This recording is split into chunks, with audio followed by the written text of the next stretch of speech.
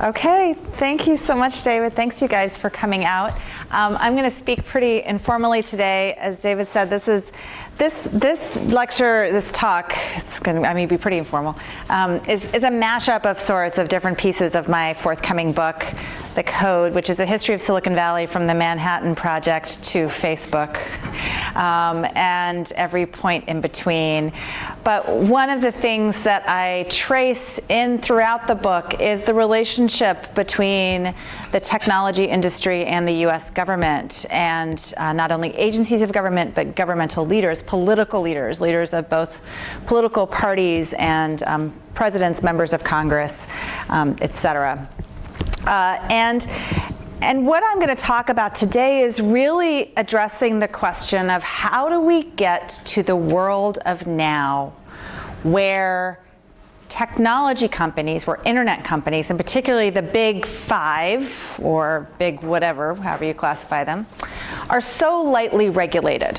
Why do we have this massive industry whose platforms, whose information platforms are so lightly regulated? Why have we gotten to a place where there is so little protection of individual privacy? Why are these companies getting so large, even though there is antitrust law on the books?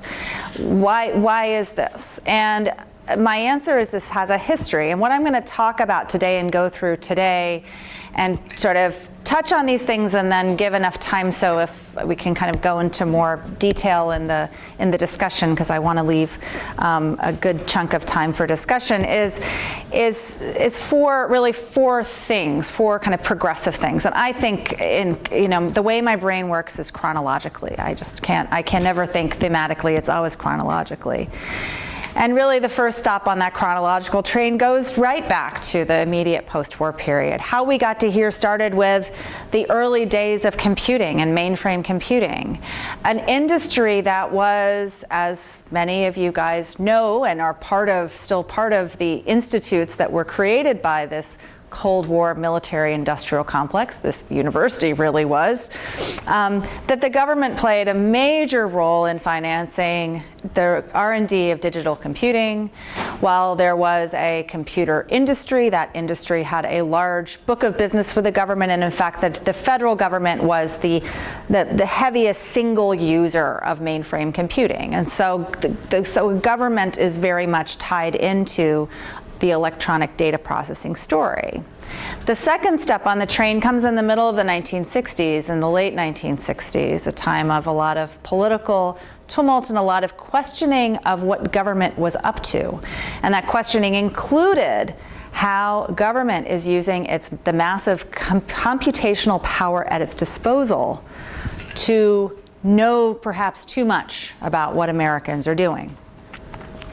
Then the third stop on the chronological train that I'm going to talk about today is how in the 1970s and 80s and 1990s, politicians of both parties, leaders of both parties, supported and celebrated the emergent high-tech industry that's growing up in Boston, in Northern California, in Seattle, and the leaders of that industry. And that celebration is one of those ways in which the story of tech and the story of data is inextricable from the broader story of American political and economic history, because what else is going on in the 70s and 80s?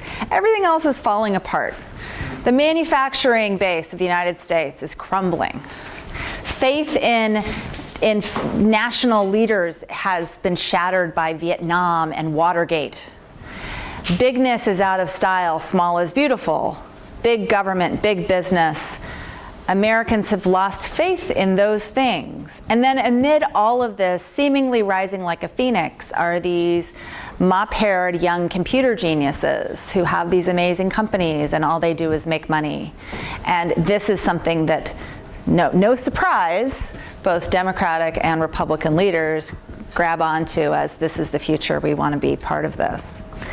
And then the fourth stop on this train is, and kind of cementing how we get to now, is in the very early days of the commercial internet economy, when Washington, D.C. is debating how to regulate the information superhighway, as it then was called, how to regulate this new world of information and media. A conversation that is very much colored then, as the net neutrality conversation is now, with the steel cage death match between the telecom companies and the internet companies, with the telecom companies playing the role of sort of bad big brother, the old style, something that needs to be defeated. But how internet companies, particularly Silicon Valley based tech companies, and their allies during the Clinton years, and at that time they had strong allies at both. This is a time when the two parties could agree on almost nothing. Bill Clinton and Newt Gingrich could agree on nothing, except they both thought that Silicon Valley was awesome. And so you have this great swell of support and buying into the basic premise that the promise that the Valley makes to Washington: don't regulate us, let us regulate ourselves. We're good. Information, we should be transparent. We're not evil. Information should be transparent. It should roam free. So let me fill in the outlines of this story. So the computer has been a tool of government and a factor in politics since almost the very beginning. The first time that a mainframe computer appeared on television was on election night 1952, when, kind of as a gimmick, CBS News had a Univac computer. So those of you who know your computer history will know that the Univac was the commercialized version of the ENIAC, the first all-digital computer developed at the University of Pennsylvania with the financing of the U.S. Army during World War II.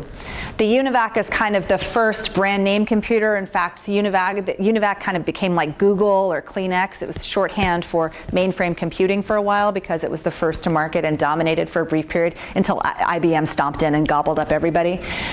But a Univac computer is the centerpiece of CBS's election night coverage, and it is going to predict the election before it comes out.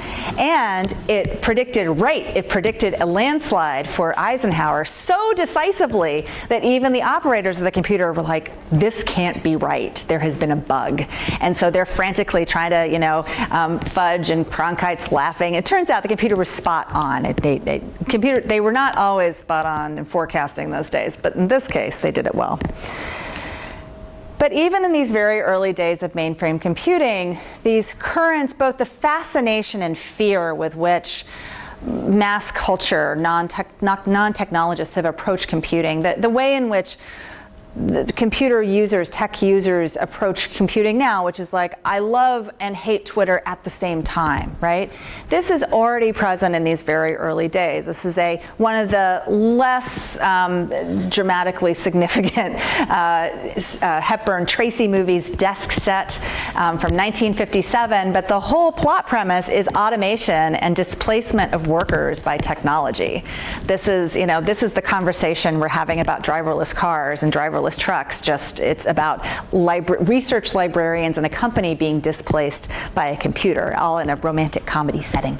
But it's a great kind of period piece that shows that these anxieties about data and what the computer knows and what it could do, how it could disrupt the way that the economy works and the economic security on which the post-war society was built, how the computer can change everything.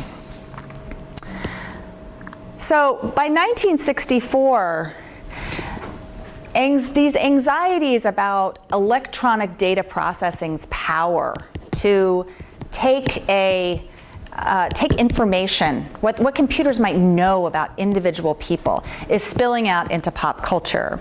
It's spilling out into best-selling books, including a runaway bestseller that's published in the spring of 1964, The Naked Society, written by a journalist, Vance Packard, who also he also was the author of The Hidden Persuaders, which was about subliminal advertising, kind of put subliminal advertising into the made popular parlance a few years before. And Packard was really good at kind of articulating a problem and creating a sense of urgency around it. The Naked Society has actually been recently republished with an introduction by Rick Perlstein, and who's a historian of modern politics, and it's really terrific and kind of scarily on point in some of its forecasting. But it's really interesting and instructive to read and see that some of the things that we're worried about now in terms of data privacy, we're very much on very similar worries were being articulated and were resonating with an early 1960s society. And this wasn't just a pop culture conversation. It very rapidly and very quickly becomes a political one. At the same time that Packard is publishing his best-selling book, Capitol Hill is turning its attention to what the government knows. And this is something that is not, it cannot be untangled from the broader questions about government surveillance by J. Edgar Hoover's FBI that members of Congress are starting to question, what the overreach by the national security state, the kind of the echoes of McCarthyism that are still reverberating through Capitol Hill, and the intrusions that government agencies are making into people's privacy, the personality tests that prospective government employees have to take when they're applying for a job, the lie detector tests, the way that electronic technology is being used. And this very quickly spills over into these questions of these vast databases that the government now possesses on Social Security numbers, draft status, eligibility for social programs, census data, that all of the information, and the government, the US government is the biggest consumer in the United States of this sort of information, has now become incredibly accessible and has grown by many orders of magnitude in the electronic age.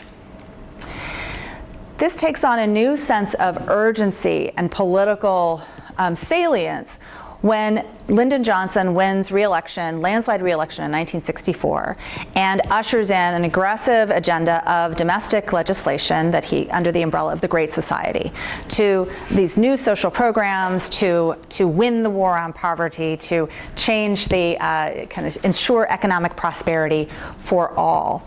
And there is a data component to this. As one, amid all of this this flurry of legislation and this growth of sort of the domestic agenda of the Johnson administration, members of the Johnson administration and social scientists who've been advising the Johnson administration make a proposal. They say, hey, and this is a classic, this is what many, social scientists or data scientists, this is a very sensible thing that I think a lot of us researchers in the room would want to see happen. Okay, so the government has a lot of different databases, like over here, this agency here. They've got all these computers running separately. They're not talking to each other. We need to create a national data bank that takes all of these programs and has them talk to one another.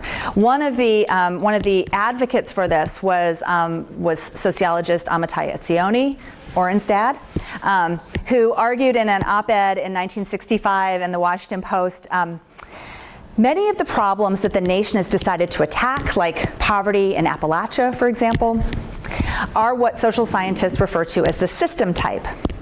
Yet government programs obtained and analyzed data piece by piece instead of holistically. What Johnson's agenda needed, Etzioni argued, and other social scientists, was its own giant electronic brain, a national data bank that would centralize information in one place. Wrote Etzioni, domestic policy deserves the same systemic strategic thought that our military policy has. This was in the autumn of 1965 when Robert McNamara was not quite, when his reputation was not quite as sullied as it later would become.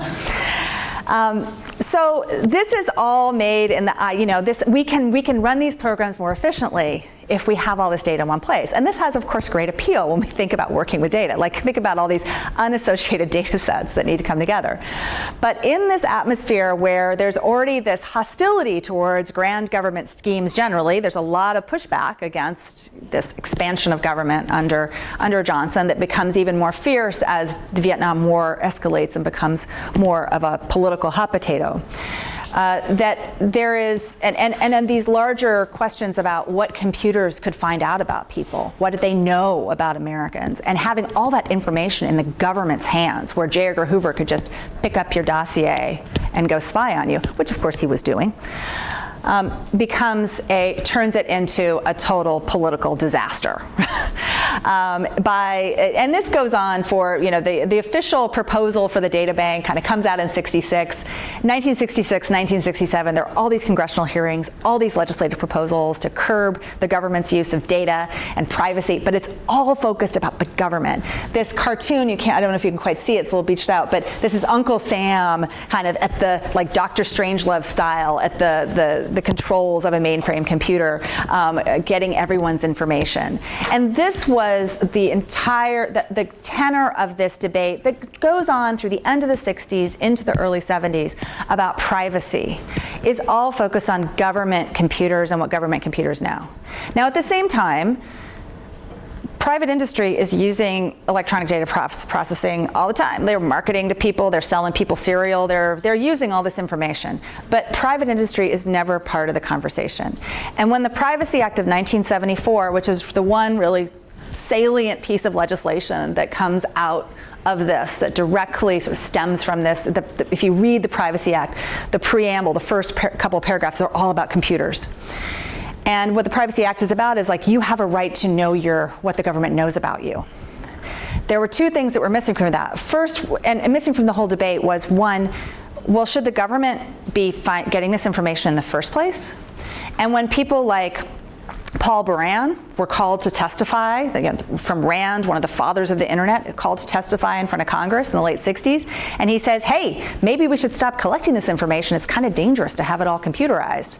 It's just waved away. That was never really part of the conversation. It was partially because members of Congress then and now don't really understand technology. And it was also because the focus was on, we need transparency. We need the government to not be secretive, not keeping our secrets. We want to know what secrets the government is keeping from us. And remember, this is Vietnam, this is Hoover, think about the political context. So that's missing. And then missing from the Privacy Act, and helpfully the Privacy Act comes out when Gerald Ford is in office and is very mindful to make sure that nothing is in it that has anything that would curb business enterprise. It's also 1974, the economy's tanking. No one wants to do anything that's going to limit what private companies can do in any way. So absent from the Privacy Act is anything about private sector collection of data. Nothing. So this is why, when everyone's like, why don't we have a privacy law?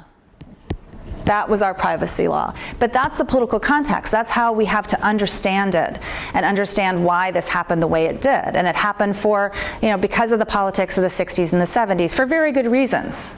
Not for, it wasn't, there was a little conspiracy theorizing going on, but there still was, to contextualize it historically helps us understand how we got to now, and then we understand if we want to change things, how we might change them.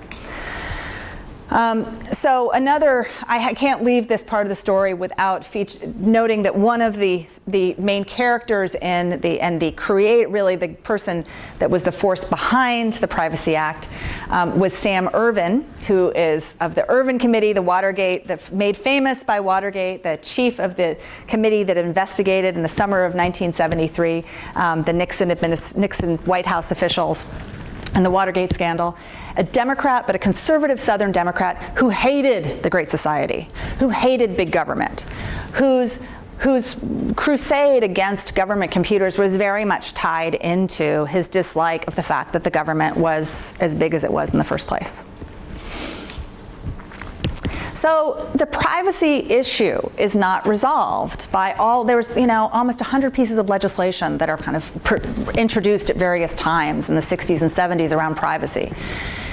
And we get very little from that. We get fair credit, we get FICA, we get Fair Credit Reporting Act, we get the Privacy Act, we get sort of minimal things that kind of get around the edges but don't get to the question of should the data be there in the first place. And so this question of a dossier society kind of stays live. Like I could give you newspaper clippings from nearly every year of the 70s and 80s. It's bringing up this like, what do computers know about us? And by the time we get to the beginning of the commercial internet, there is this, Time magazine covers are really reliable zeitgeist of kind of what people, the anxieties that of the American public, or at least what the Time magazine thinks their anxieties should be or are, how business, government, and even the folks next door are tracking your secrets, this unresolved question of privacy.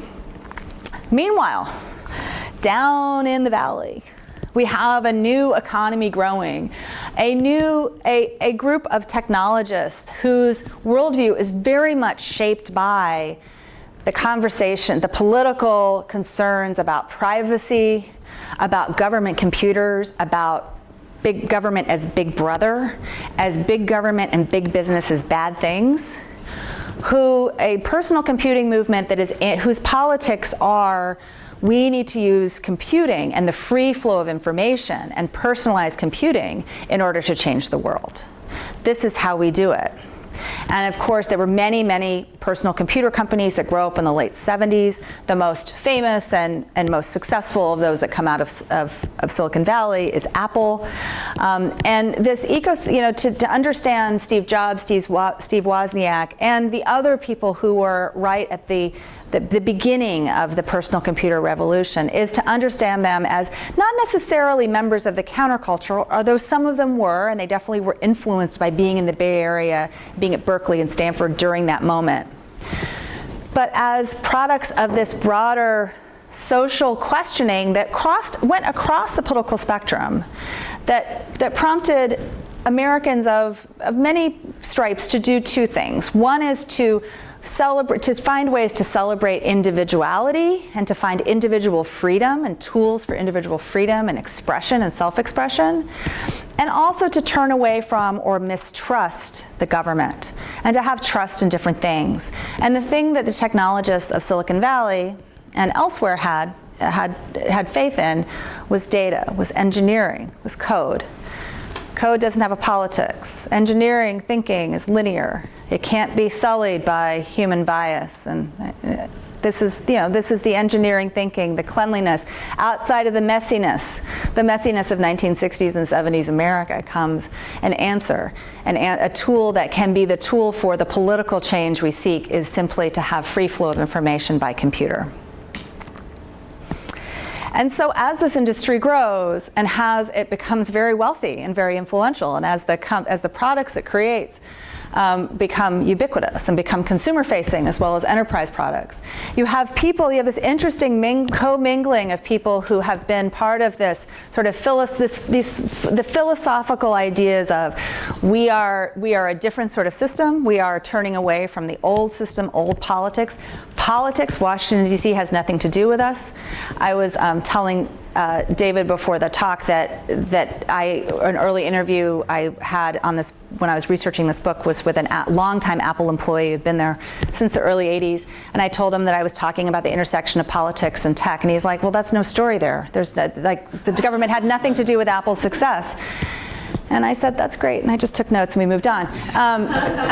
But that's really, but that is part of Silicon Valley's and the tech industry's success, is really, having this foundation built by the military-industrial complex and being built by choices by legislators not to regulate, instead to celebrate, that has allowed these companies and these entrepreneurs to do these amazing things and to push the envelope, to have this techno-optimistic worldview at a time when the rest of the world was getting very down in the dumps and everything else was falling apart. So this brings us to politics, to high politics, and the politicians who play an important role in this story by celebrating the technologists of the Valley and Seattle and elsewhere, celebrating data, glorifying, kind of burnishing the myth of Silicon Valley and the tech industry as this entrepreneurial revolution that the government didn't have anything to do with. This is Ronald Reagan towards the end of his presidency, his first trip to Moscow. I love this picture so very much because I think about the advance man who probably got fired because of this picture, because they had tried unsuccessfully to persuade Moscow State, this is at Moscow State University, to have like a curtain over Lenin's bust. And of course, Moscow State was like, no, we're not going to do that. So there we have Ronald Reagan before the bust of Lenin, speaking in front of 650 computer science students at Moscow State.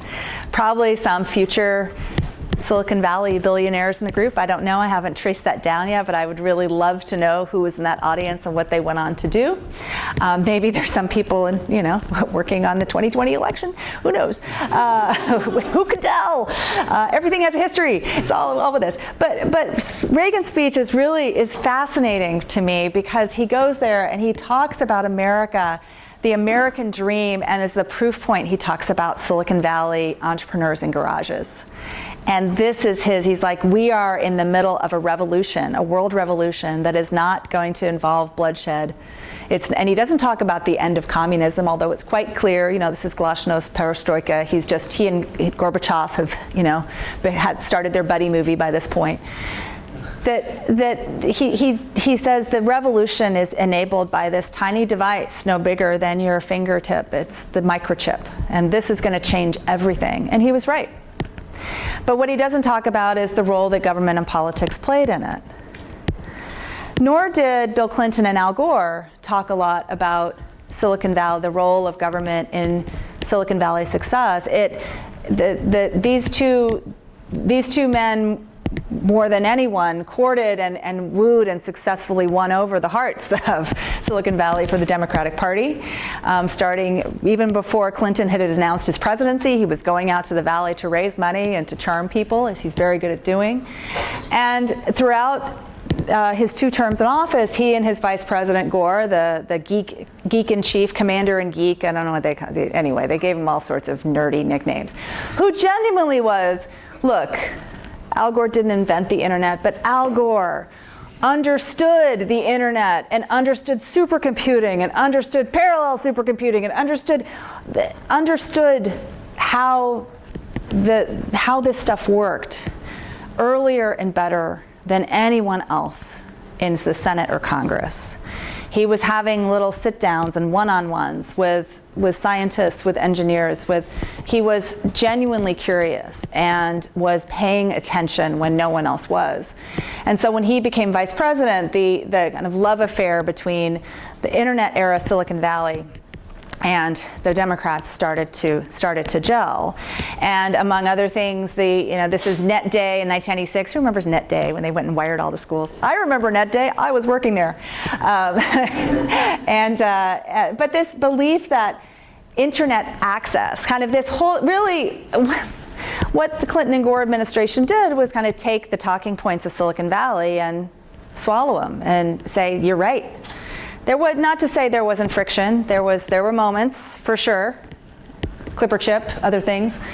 But there was this real belief, kind of internalizing this idea that the free flow of information, not having encumbrances on information, and allowing private companies to grow was something that needed to be encouraged. Deregulation was sort of going, the political winds were all blowing Silicon Valley's way. And so as the internet commercialized, first of all, the internet was allowed to commercialize. It was allowed to commercialize in a certain way. And by the end of the 1990s, what regulations were there were chiefly self-regulations. You had the Communications Decency Act was the kind of a watershed moment.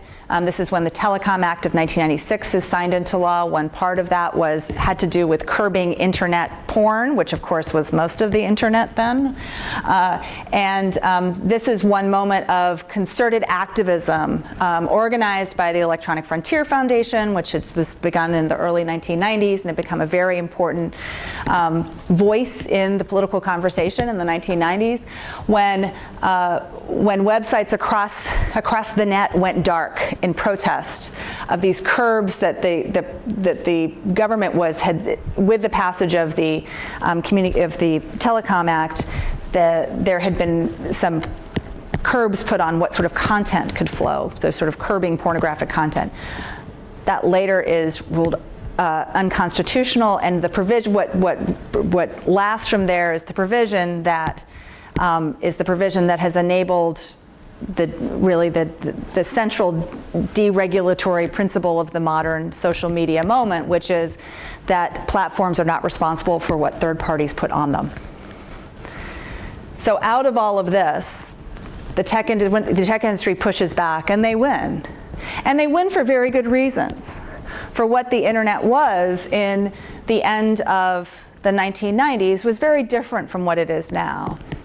But there still was not a privacy law. There still was not anything that was protecting individuals' data. And data, the commercialization of data, the monetization of data is something that only takes off and scales up in a vast scale with the growth of ad-based search with Google and then with Facebook, when where this lack of any sort of safeguards becomes problematic. It's not problematic in the mid-1990s, really. It's okay to have a self-regulated internet. Yes, there was a lot of porn, but unless you were a conservative, congressman who was worried about smut on the internet, or Tipper Gore or somebody, you weren't. That was what it was. But the power of this self-regulated system doesn't work when internet companies finally figured out how to make money on the internet, which is to sell users' data. And so by the time you get to Facebook having its hockey stick growth, you have a platform that has no limits on growing, moving fast and breaking things. No limits on any of that. And they're taking the runway they're provided.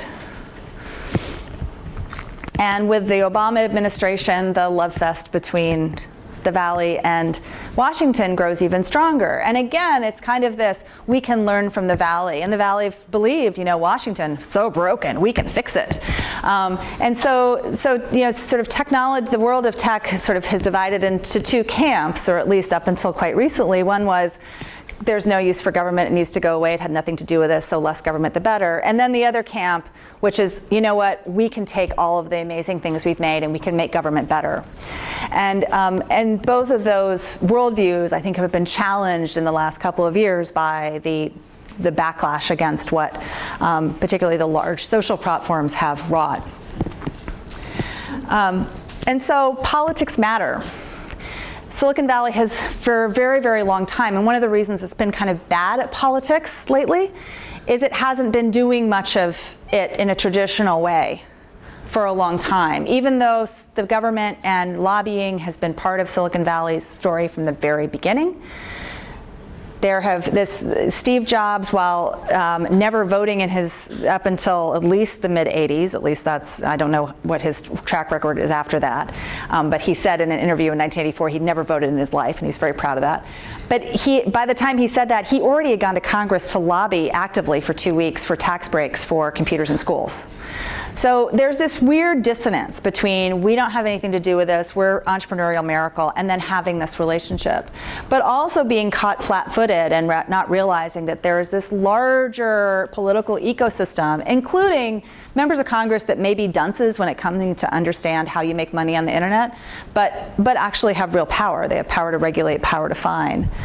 And politics matter. The kind of saying you're not going to be evil doesn't, you can't just keep on saying these things and then acting another way. And the tech activism of the last year plus is really remarkable, historically unprecedented. I have never seen this before. White collar tech workers have never done this before, and this signals something new.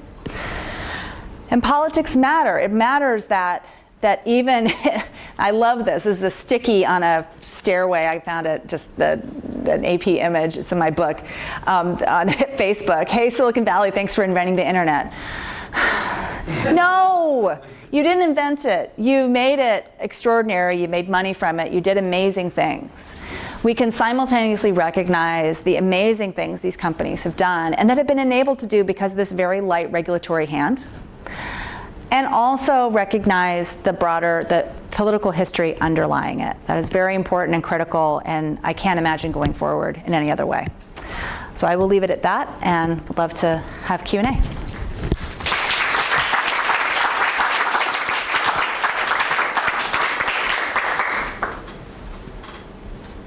Yes. Thank you so much. It was super fun to listen to. I would love to hear more about the EFF as a political entity and how you have been thinking about them. Yes, they are fascinating. Yes.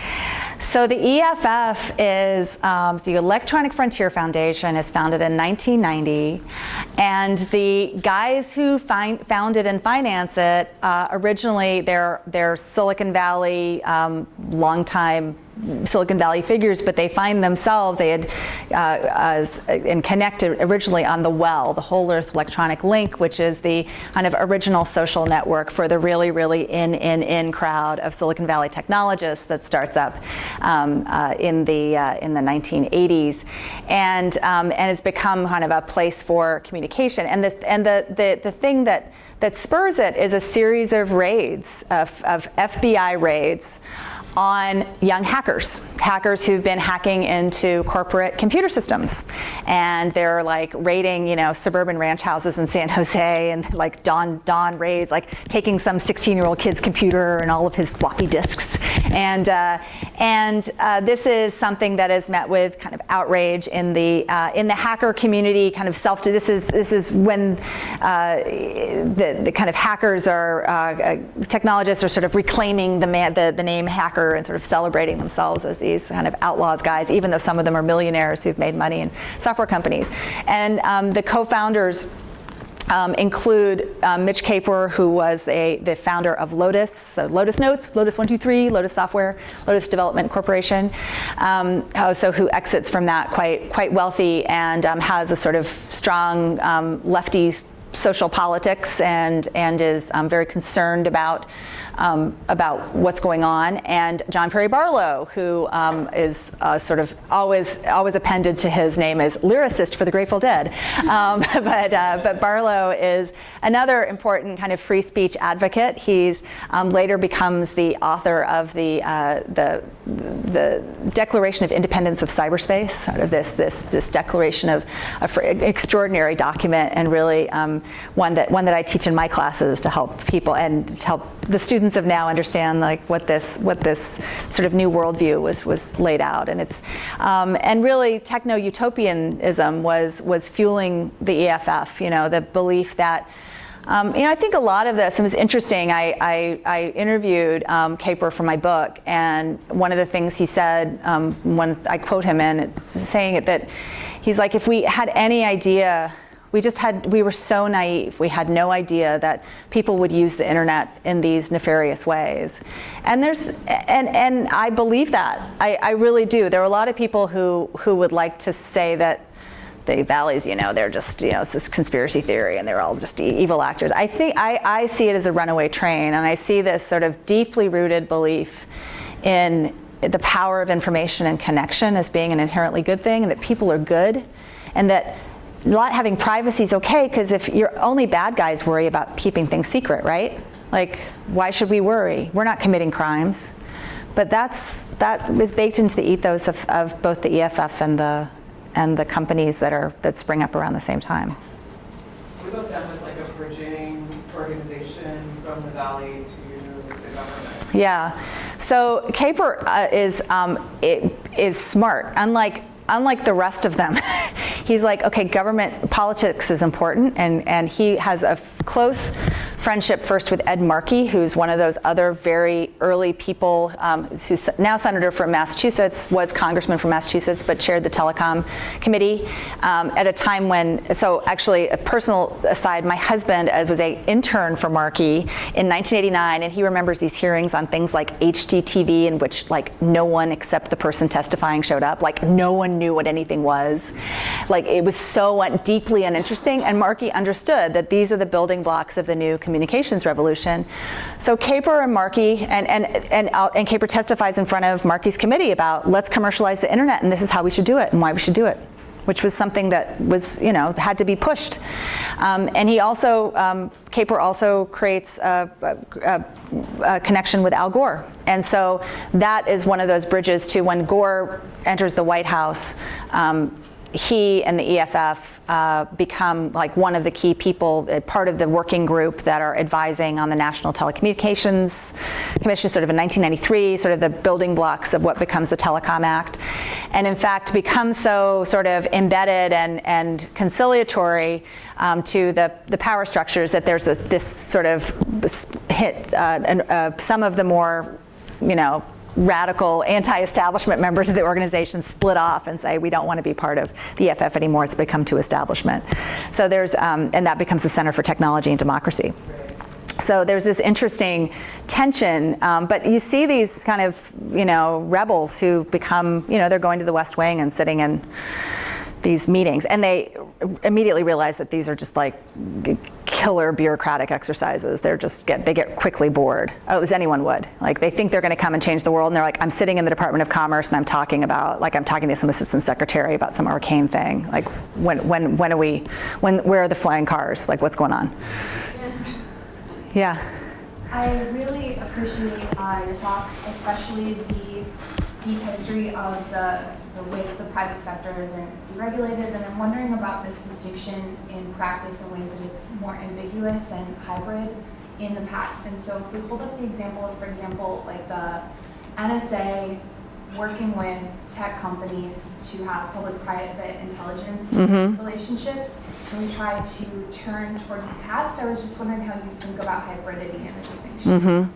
Well, I think that hybridity and, one of the things, the shock of the Snowden revelations, right? Like, oh my gosh, the NSA is there. And maybe I'm just a cynic, or maybe I'm just a historian, and maybe that's the same thing, is like, well, that relationship, that hybridity is enabled by the secrecy, the kind of the hidden nature of the government's presence that never went away.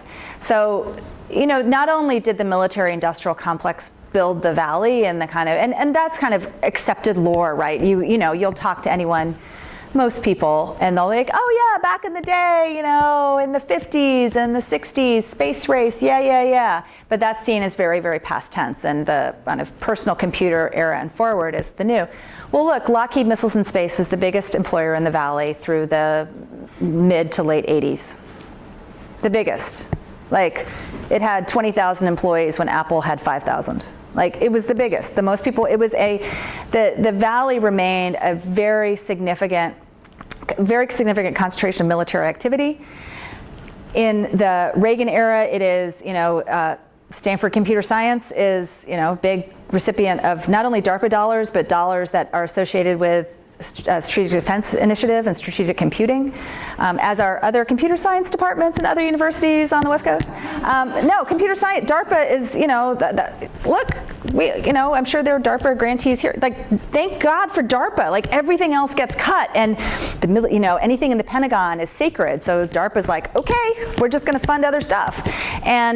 But there's this interconnection with the national security state that never goes away. And then in the post 9/11 era, where the national security state needs high tech and needs it fast, there are new initiatives to kind of form new partnerships with the Silicon Valley ecosystem. There's the CIA setting up its venture capital incubator, InQtel. The CIA becomes venture capitalist. You have companies like Palantir, founded by Peter Thiel, famous libertarian, Trump supporter, someone who has nothing, doesn't really like government, except the fact that he founded a company whose book of business, the majority of which, and still a big chunk of it continues to be the national security agencies. CIA was his biggest customer initially. So there's this interconnection, but it's so downplayed in the Silicon Valley rah-rah mythology. And it's so downplayed that then when Project Maven comes up, all these Google employees are like, what the what? And then I'm, historian/cynic, like, well, Larry and Sergey's graduate project was funded by DARPA. Like, you guys are, I know don't be evil and all that, but this is kind of part of what, this is in the DNA. Not to say there shouldn't be pushback. Not to, but recognizing that there is this interconnection, and now there's, there is a national security necessity. We're in an age of cyber war and cyber crime, and anyone who's taking, this needs to be taken seriously. And so if Silicon Valley, if the best technologists all step back from that, step back from these challenges, then that is dangerous, but it's a slippery slope, right? And I think the way in which the kind of free market mythos and the we're not evil, we're not big brother, we're not bad, has made it difficult to reconcile that. Yeah. Yeah.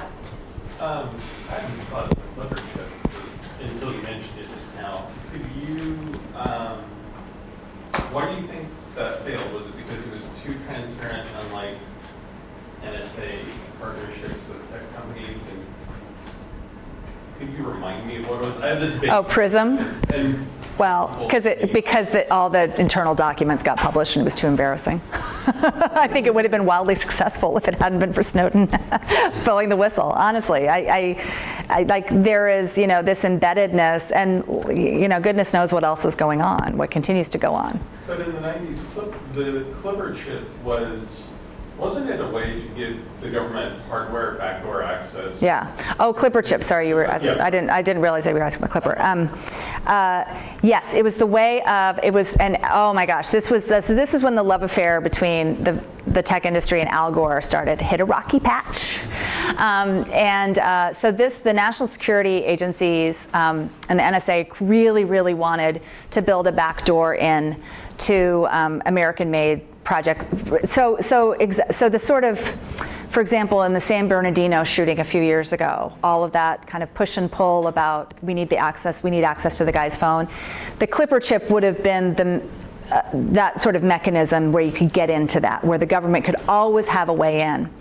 And the tech companies pushed back on that fiercely, say Microsoft, for example, was like, how could we ever tap into the Chinese software market if our buyers will never buy Windows if they know that the CIA or the NSA could spy on us, if it could be a tool for spycraft. So in that battle, John Deutsch, the head of the CIA, lost, and the Valley won. But Gore was for a long time kind of hemming and hawing between the two. He had a real pressure from both, and then he eventually went on the side of tech, and that sealed it. It was an economic argument they were making. Like, we can't tap into global markets if we have this backdoor. Yeah. Are there sort of like counterexamples to this relationship? Because I'm sort of thinking of the like most recent example of Huawei and the sort of issue with the 5G network and all that stuff. And like how having a different relationship with the government for them is sort of problematic in a different way, right? Yes. Now it's becoming this problem of like they are not the sort of independent techno-utopian. They're now like too attached to the politics or international politics. Yeah. Yeah. So are there other narratives you could look at? I mean, I guess the United States is sort of Silicon Valley's home, right? But yeah. Silicon, other parts of the world, right? Silicon, other parts of the world, yeah. Well, there have been so many attempts to create silicon somethings everywhere, and it's not a new thing. Charles de Gaulle went to Palo Alto in 1960 and toured around HP and was like, we will build one of these things. Like, it's been going on for a long time. I've got this great picture in my book of Charles de Gaulle, like his motorcade going by the, any of you guys who know Palo Alto know the Town and Country Shopping Center, which is on El Camino. He's like driving past the Town and Country and all these people, because there was no place, like no town square, so everyone's like along with their waving their French flags. So it hasn't worked in the same way. So all of this sort of, and there's a massive government investment. And the government investment has, one of the things that the way it worked in the US was Dwight Eisenhower never said, I shall build a science city, right? Which many other heads of state later did in trying to build silicon somethings. And the thing that this has also made the magic of Silicon Valley so hard to pin down, and was one of the things that I've tried to explicate in the way that I've studied it, it was so much of it was a lot of government funding, but it was government getting out of the way. And some of it was indirect, and it was not intentional. It was sort of this unintentional, boon. the Apollo program, okay, we're going to get to the moon by the end of the 60s. Holy cow. Okay, so we need microelectronics. We need really, really small, we need really, really powerful power sources, we need not just transistors, we need integrated circuits. Oh, look, Bob Noyce and Intel, they've just invented the integrated circuit, and they've have this massively expensive thing that they can't sell to anybody because who's going to pay $3,000 for one integrated circuit? But NASA will, and so NASA buys thousands of them, drives down the price, and it makes it commercializable. Now, was JFK thinking about that when he was talking about going to the moon? No, he was thinking about the Russians. He was thinking about other things. So I think that the answer to why this hasn't, these other models haven't worked, it's tricky, that to understand Silicon Valley. This is why I don't have my $1 million consulting practice going around telling people how to build Silicon Valleys worldwide, because I could. Yeah, I think I killed it about 10 years ago. I was in China and I was speaking to a group, and they were like, how can we build one? And I was like, oh, it's really complicated. And the person who was with me was like, you screwed that up. You're supposed to say this thing, go, all happen. But it's a product of history. It's a product of all of these contingencies. It's this messiness. It's this, you can't control it. And so many other states have said, we shall control it, and this is how we will do it. And they have accomplished like building the infrastructure and building beautiful research parks and building universities. But in cases of places like France, for example, which built Sophia Antipolis down by Nice, that was its own kind of Silicon Valley prototype. That's a really, really nice office park for multinational companies that were started elsewhere. It's lovely, but it's not Silicon Valley. Singapore, multinational, like incredibly successful on many metrics, but is it a place, there are now some Singaporean startups, but despite all of the money that's been shoveled towards that in recent years, it's, of course, in Singapore, it kind of comes with the heavy breathing of, the Singaporean government. You get lots and lots of money, but they're like, how you doing? How you doing? It's different. And I think they've actually recently, they're doing it much better now, and there's actually stuff growing there. But you see in these different geographies how efforts to kind of just, okay, we see this thing happening, and we're going to build a research park, and they're going to come.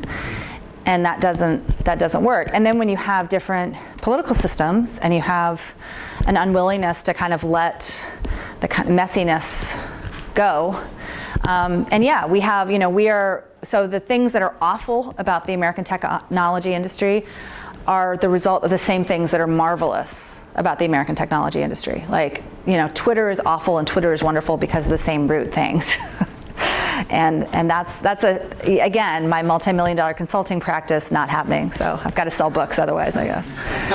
Yes? Yeah, I was wondering if you could unpack the comments you made about the current tech activist scene, based on something we've never seen before. Sort of what are you comparing that to, and how are you can advance some things? The current what? Tech activists. Oh, yes. Sort of walkouts. And yes. So Silicon Valley, the tech industry has always been a fiercely anti-union industry. And that goes back to the very beginning, and it has this sort of philosophical and economic origins. So I see so much of the Valley culture and tech culture coming from Hewlett and Packard. I mean, they will say, Hewlett Packard kind of the management by walking around, and the non-hierarchical in your shirt sleeves, go and play volleyball out back. And it was the major homegrown employer, the major non-chiefly, other than Lockheed, the number 2 biggest employer in the Valley for a long time. And Dave Packard, the Hewlett and Packard were both, staunch Republicans. Packard gave I found this great treasure trove of speeches that Packard gave at like Rotary luncheons and stuff in the 60s, just railing against Johnson's Great Society, like, raw, they're trying to take over. I mean, he wasn't quite that much of a old man, get off my lawn. He was actually this extraordinary political entrepreneur and statesman, and influenced a whole lot of other Silicon Valley technologists to kind of follow his lead. But they were, unions were, that's what old economy companies had. That signaled that something was wrong, that you had this antagonistic relationship between management and employees, and that wasn't the HP way. This was a family.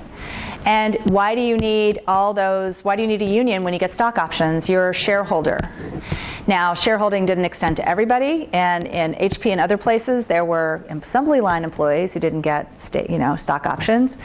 But whenever unions would try and organize the blue-collar workers, because Silicon Valley was a manufacturing region until the 80s, that was swatted away. It was aided in good part by the blue-collar workforce being overwhelmingly feminized, and many Asian and Latina workers. So traditionally, communities that had not been targets for union organization to that point.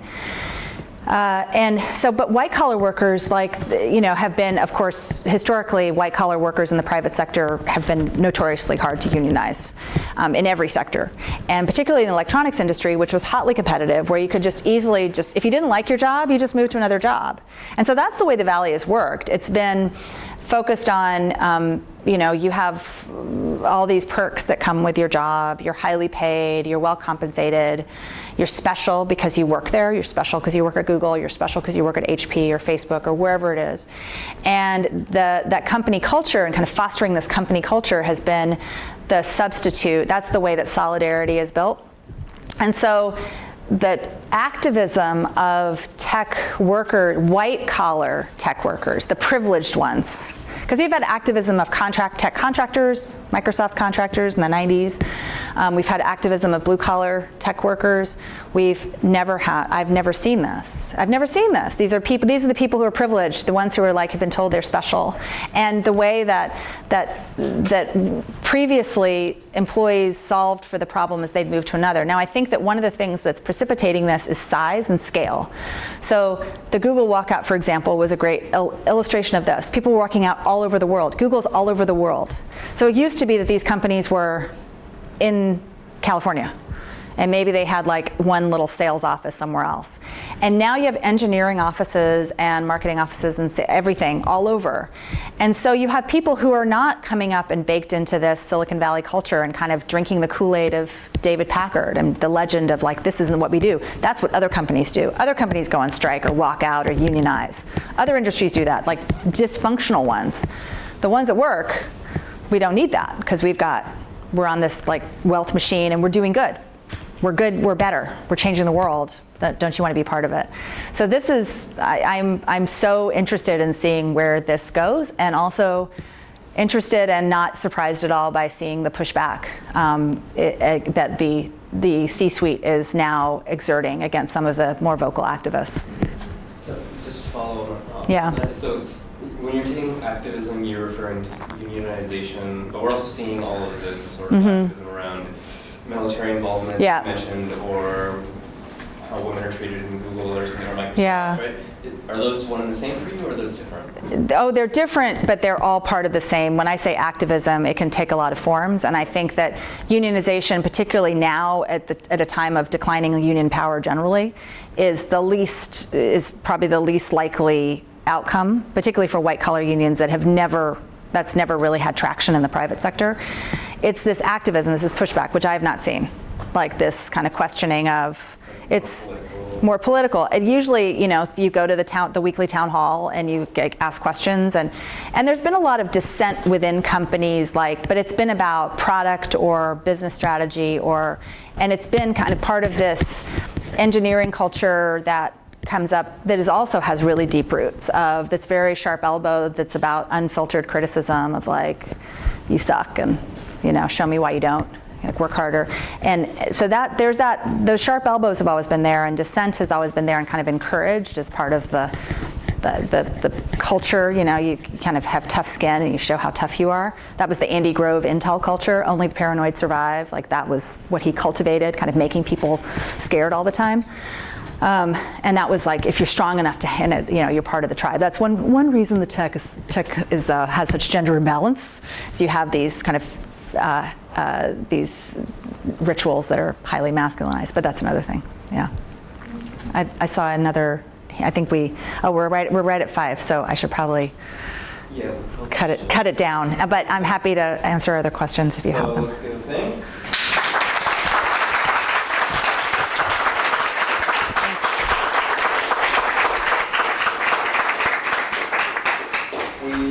taking Margaret out for dinner. We have one remaining slot. Quick dinner and nearby, so if somebody wants to join with us, just come and say hi.